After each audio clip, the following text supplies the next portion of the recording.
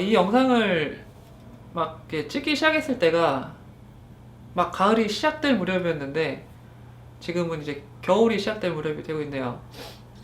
앞으로는 몸 관리에 좀 더 신경을 많이 쓰고 조금 더 영상을 찍을 수 있는 시간을 할애해서 좀 더 이렇게 지체되는 일이 없도록 노력하겠습니다. 기다려주신 분들께 죄송하고 앞으로는 이런 일이 없도록 노력 많이 하겠습니다. 제가 이번에 준비한 영상은 삼성 갤럭시 노트 8 영상이고요. 이미 근데 지금 많이 영상이 올라와 있죠. 리뷰도 많이 올라와 있고 사용기도 많이 올라와 있는데 제가 지금 그거를 한다는 건 아니고요. 제가 물론 핸드폰에 대해서 잘 알고 있는 것도 없고 제가 핸드폰으로 영상 촬영을 조금 많이 하는 편이에요. 지금까지 올린 영상들 대부분이 아니죠. 전부 다 핸드폰으로 촬영한 영상이 있고요. 그걸 활용하고 있어요. 그래서 핸드폰으로 혹시 이렇게 촬영을 하시는 분들도 많이 계실 것 같아서 혹시 노트8을 구매하시는 분들께 이 노트8이 얼마만큼의 영상 화질과 성능을 가지고 있는지 제가 그 부분에 대해서 좀 다뤄보도록 하겠습니다.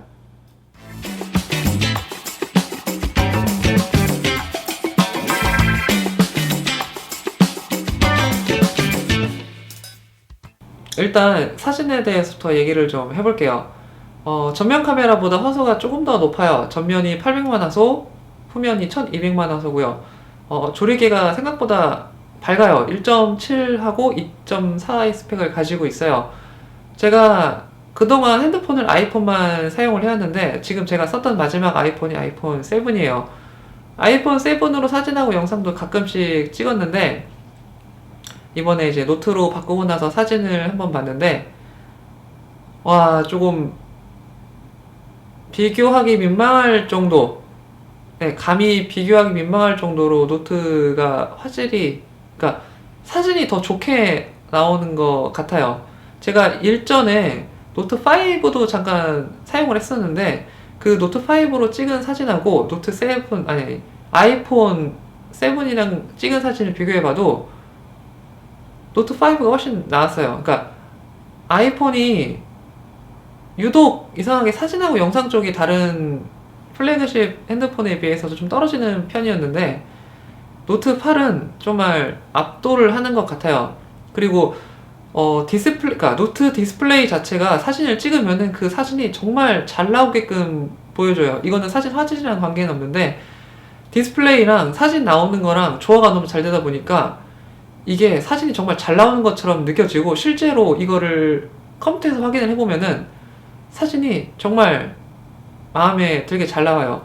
낮에는 말할 것도 없고 밤 저저도 촬영에서도 어느 정도 정말 밝은 조리개 덕분에 어느 정도 화질을 좀 보장을 하고 있고 사진도 정말 좋게 나오고 있어요. 저는 이번에 리뷰를 진행하면서 따로 수동 모드는 사용하지 않았고요. 전부 다 그냥 자동으로 놓고 사진만 찍었는데 굳이 수동 모드를 쓸 특별한 이유가 없으면은 그냥 자동으로 놓고만 쓰셔도 정말 좋을 것 같아요. 사진 촬영 옵션 이외에 다른 몇 가지 기능들을 제공을 하고 있는데요. 그 중에 아마 하이퍼랩스 기능하고 슬로우 모션 기능을 많이 사용하실 것 같아요. 하이퍼랩스 기능은 사진을 처음에 해상도를 설정해 놓은 거와 상관없이 찍어 놓은 게 동영상으로 저장이 돼요. 1080p 해상도로 촬영이 되고요. 슬로우 모션 같은 경우에는 해상도가 더 낮아져요. 240 프레임으로 촬영이 되고요. 720p 해상도로 조정이 됩니다. 한 가지 특이점이라면은 로우 촬영이 돼요. 로우 촬영이 돼서 이것도 몇 장 찍어 봤는데 보정형은 조금 그렇게 기대할 만한 수준은 아닌 것 같아요. 아무래도 센서가 작다 보니까 약간 좀 JPG로 찍으시거나 로우로 찍으시거나 그냥 큰 차이는 없습니다. 이제 사진에 대해서 조금 종합적으로 말씀을 드리자면은 괜찮아요. 상당히 사진은 따로 걱정 안 하실 정도로 사진이 정말 잘 나오고요. 기존에 아이폰을 사용하시던 분들은 많이 놀라실 것 같아요. 저 역시도 많이 놀랐고요. 그리고 사진 찍고 나서도 후보정 필터라고 하죠. 후보정을 따로 못 하시는 분들도 그냥 필터가 많이 제공이 되기 때문에 그걸로만 하셔도 어느 정도 사진 찍는 재미를 좀 가지실 수 있으실 것 같고요. 사진 화소도 1200만 화소를 가지고 있기 때문에 뭐 혹시라도 인화를 하신다면은 A4 용지 사이즈까지 인화를 하셔도 큰 문제는 없을 것 같습니다. 듀얼 픽셀 시스템이 탑재가 되어 있기 때문에 캐논에서 얼굴 인식하는 것처럼 그 핸드폰에서도 얼굴 인식을 하고 있어요. 그 핸드폰에서 얼굴 인식을 하게 되면은 기본적으로 그쪽에 초점을 맞춰 사진 찍는 기능도 상당히 괜찮고요. 따로 사진만 이 핸드폰으로 찍으시는 분들께서는 좋은 선택이 될 것 같습니다.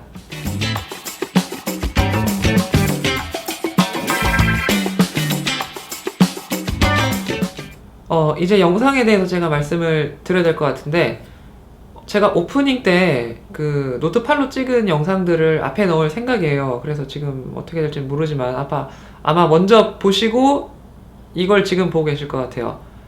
아무튼 제가 영상을 찍고 와가지고 집에서 컴퓨터로 확인을 해서 다시 봤는데 개인적으로는 정말 마음에 들었어요.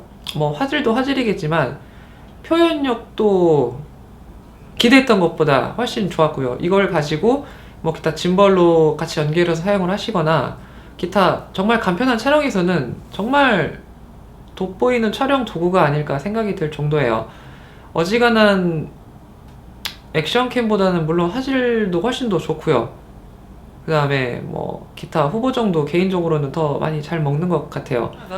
보통 일상에서 영상을 많이 촬영하시는 분들도 계시고 내가 이제 걸어가거나 뭘 보면서 이렇게 촬영하시는 게 아마 대부분일 거예요. 그래서 그 영상 촬영에서 짐벌을 쓰시는 분들 많이 계실 텐데 짐벌이 그렇게 막 비용이 저렴한 편은 아니잖아요. 그래서 이제 핸드폰 내에서도 이제 손 떨림 방지 기능이 들어가 있는 기종들이 조금씩 들어가 있는데 노트8은 광각에도 작동을 하고 망원에서도 이 손 떨림 방지가 작동을 해요.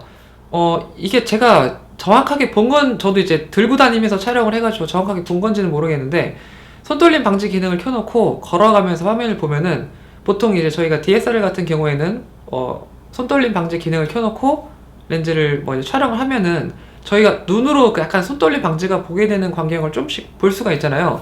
근데 노트8은 그게 잘 안 보이는 것 같아요. 저도 처음에 촬영을 하면서 이게 손떨림 방지 기능을 켰는지 안 켰는지 제가 구분을 잘 안 갈 정도로 화면에 큰 변화가 없는데 이걸 나중에 컴퓨터에다 놓고 보니까 내가 손떨림 방지 기능을 킨 게 보이는구나 라는 거를 나중에 컴퓨터 가서 알았어요.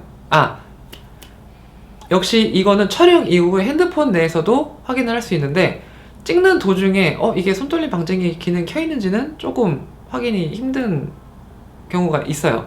그리고 4K로 촬영을 했을 때보다 FHD로 촬영을 할 때 손떨림 방지 기능이 더 좋은 것 같아요. 이유가 뭔지는 모르겠고 약간 기분 탓이기는 한데 비교를 제가 4K로 찍고 FHD로 똑같은 곳에서 약간 비슷하게 걸으면서 촬영을 해봐도 조금 FHD에서 찍은 게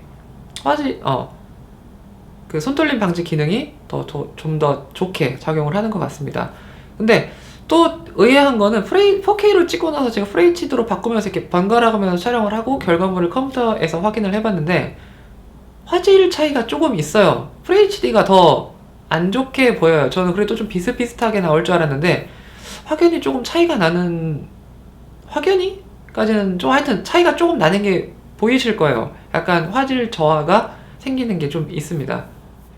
이제 영상과 사진 촬영을 하는 기기로 이걸 사용을 했을 때 단점에 대해서 조금 제가 설명을 해드리자면은 첫 번째로 AF 문제가 조금 있는 것 같아요. 그러니까 전면 카메라도 있고 후면 카메라 중에서는 망원이 해당되는 부분인데 전면 카메라에서는 보통 이렇게 셀카 많이 찍으시니까 큰 문제는 안 돼요. 어차피 듀얼 픽셀 하면서 이렇게 바라보는 걸 하셨을 때 동그란 원이 얼굴을 잡아주는 게 보여요. 그런 때는 문제가 없는데 뭐가 문제냐면은 망원에서 이제 뭔가 전경 같은 거, 그러니까 풍경 같은 걸 잡을 때 AF가 좀 튀어요. 정확하게 AF를 못 잡고 좀 버벅이는 증상이 조금씩 있어요. 제가 이걸 촬영할 때 산속에서 촬영을 좀 했는데 가만히 있는 물체임에도 불구하고 AF가 막 튀는 현상이 계속 발생을 하더라고요. 그래서 제가 거의 지금 올려놓은 영상 대부분은 망원에서보다 광각에서 많이 촬영을 했고요. 이 문제 때문에 망원에서 촬영을 제가 많이 못했어요. 그리고 또 두 번째 문제점은 AF 문제점인데 AF가 튀는 것도 튀는 거지만 AF가 후면 카메라 광각에서는 정말 빠르고 훌륭해요. 앞에 물건을 딱 놔도 바로바로 잡고 바로바로 배경 잡고 빼주는 게 눈에 보일 정도로 정말 빠른데, 망원 모드일 때는 AF가 상당히 조금 버벅이는 게 문제가 아니라 안 잡는 경향도 조금씩 있어요. 제가 앞에 물건을 갖다 놓고 물건을 빼고 물건을 접고 물건을 빼고 물건을 접고를 해봤는데도 어느 정도 조금 대비가 보이는 부분에서는 가끔씩 좀 잡으려는 노력이 보이는데, 그런 게 아니고서는 배경도 안 잡고 물건도 안 잡고 이런 경향이 조금씩 있어요. 이 부분은 저만의 문제인지 아니면은 조금 환경적인 문제인지, 이건 조금 더 쓰시는 분들 얘기를 들어봐야 될 것 같고요. 제가 쓰는 동안에는 그런 문제점이 있어서 제가 말씀을 드리는 거예요. 이게 그리고 이제 작은 센서에다가 4K 화질로 기록을 하다 보니까 생기는 자연스러운 문제인데, 이건 아마 액션캠도 다 비슷하게 생기는 문제예요. 조금 밝은 낮에도 약간 노이즈 같은 약간 거친 입자가 눈에 보일 정도로 자글자글한 게 좀씩 보여요. 근데 이거는 영상에서도 그렇고 사진에서도 그런 문제가 조금 있어요. 그러니까 조금 더 좋게 말하자면 영상이나 사진이나 샤프니스가 좀 강한 편이에요. 그래서 사진 크기를 줄이거나 영상 크기를 4K로 찍고 FHD 해상도로 아웃풋을 한다. 그럴 경우에는 정말 화질이 좋게 보이는데, 이걸 나중에 원본 그대로 놓고 보이면은 조금 도트라고 해야 되나? 조금 좀 자글자글한 이미지 같은 게 눈에 보이실 거예요. 이런 부분 크게 문제점은 되는 건 아니지만 아마 작은 센서에다가 기록을 하다 보니까 생기는 그런 문제가 아닐까 좀 생각이 듭니다.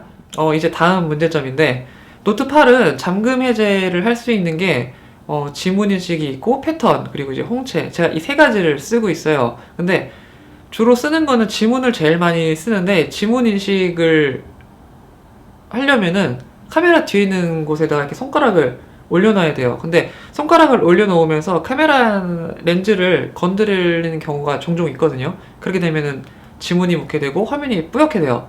삼성도 이걸 알고 있어가지고 화면이 뿌연 상태가 되면은 카메라에서 경고 메시지 같은 걸 하나를 띄워줘요. 이렇게 닦고 나서 찍으라고. 근데 재밌는 거는 정말 좀 뿌연 창밖을 찍어도 그 메시지가 뜬다는 거예요. 그래도 안 해주는 것보다는 나은 거죠. 정말 괜찮은 핸드폰이에요. 그러니까 보통 유튜브를 처음 시작하시는 분들이나 방송을 하시는 분들, 촬영을 하시는 분들이 굳이 간편한 촬영, 그게 꼭 고가의 장비를 필요로 하지 않는데 적당한 화질, 적당한 성능, 그리고 조금 적당한 가격대를 찾고 계신다면은 굳이 비싼 카메라를 사용하시는 것보다 이런 핸드폰으로 촬영을 하시는 것도 나쁘진 않은 선택이 될 것 같습니다. 제가 준비한 영상은 여기까지고요. 이거를 한 두세 달 전부터 계획을 하고 시작을 했었는데, 제가 촬영 시즌하고 겹쳐가지고 이제서 마무리하게 됐습니다. 근데 이제 촬영이 이제 다 끝났고요. 앞으로는 좀 더 좋고 좀 더 성의 있고 내용이 알찬 영상으로 인사드리겠습니다. 고맙습니다.